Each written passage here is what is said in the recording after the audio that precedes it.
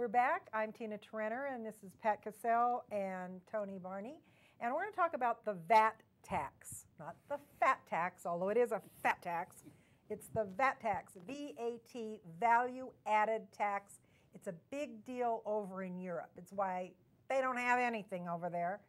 And they wish they did, but most of them don't. Anyway, let's talk about that. You're pretty versed on this, right? The VAT tax? Fairly. All right, fill us in. Well, the value-added tax is a tax that's imposed on the increase in value that occurs as a good or a product moves through the chain of distribution from, for instance, a raw material all the way to the finished product. And the value-added tax system is a system essentially that imposes a tax at each level of improvement on that product. A perfect example of a value-added tax what a scam. Go ahead. Is for example, a wheat farmer may go out and bring in wheat that may be purchased by a mill. The mill will buy that wheat, let's just say for $1,000. Then they take it, they grind it into flour, and that $1,000 turns into a product that maybe is worth $2,000.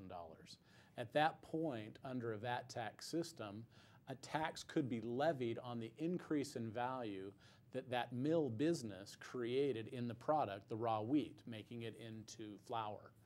And therefore, as you can see, when the mill then sells it, for instance, to the cereal manufacturer, a VAT tax would apply at that point, and as it's made in and combined with other ingredients that may have a VAT tax built into them, you ultimately have a system where it's being taxed at every level. A rolling tax. I'm sorry? It's a rolling tax.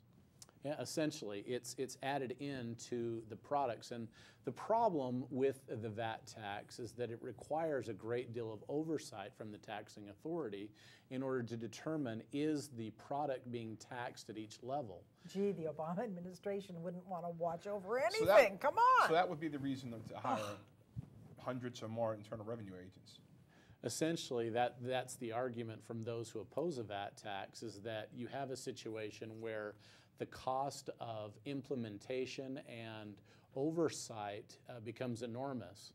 And you know, these VAT taxes are not new. As Tina mentioned, France adopted a VAT tax back in the 1950s, and it's pretty much spread through most of the socialized industrial countries. No, socialist. Let's get our terms right. You know, here. It's interesting. You know, you have a rolling tax. I mean, it gets to the point. I mean, right now, based on everything that we're talking about with that new health bill, et cetera, in California, you're working on you're netting 40 cents on a dollar. This VAT tax is going to drive the cost of goods to go through the roof. Well, they said it could be up to 20% on, let's say you bought a $2,000 television. So you're talking $400 in tax. $2,400 television then. So why would you buy it? First of all, to me, the one thing I would consider doing if I was in a position of authority is looking at a flat tax.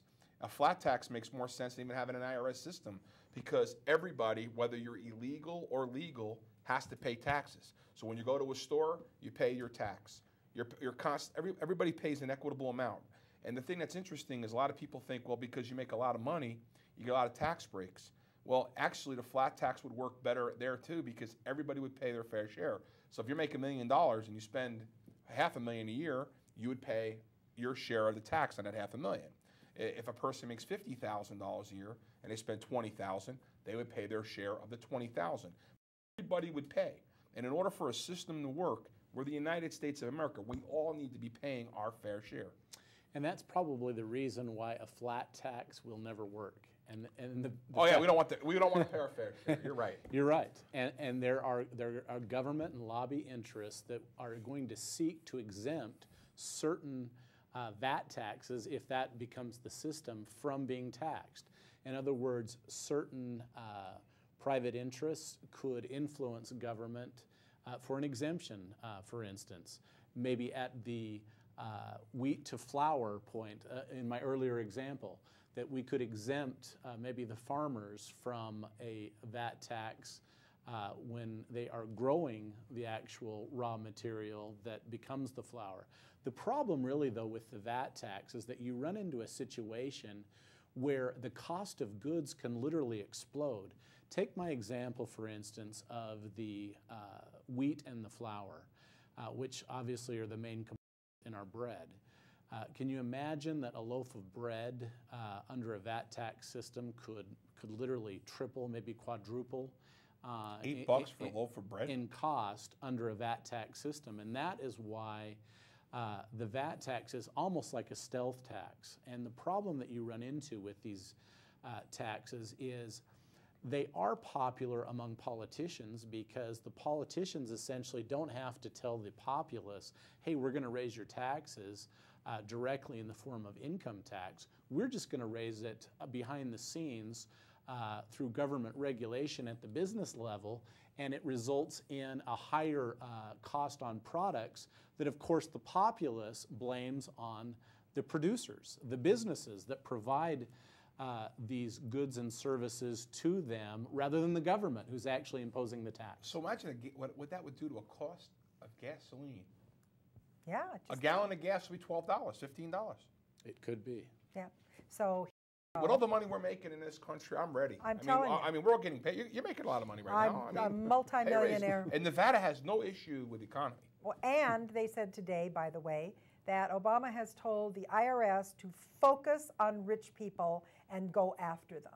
So, you know, we've got a war on successful people in this country by our own government. Our own government will come and get you if you're successful.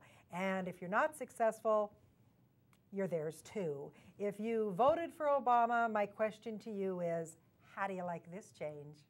How are you gonna like this when they impose this on us? I don't know how we stop this. I do not know how we stop it. But, I mean, how much more can we put up with? How much more can happen before this country falls? Well, you know what? We've only got a few minutes left here, I mean, a few seconds rather, coming up on a break. But I guess we're going to have to discuss that because that's what this show's about. Trying to keep this country from falling, getting you to do your emailing and your phoning. We're going to be right back.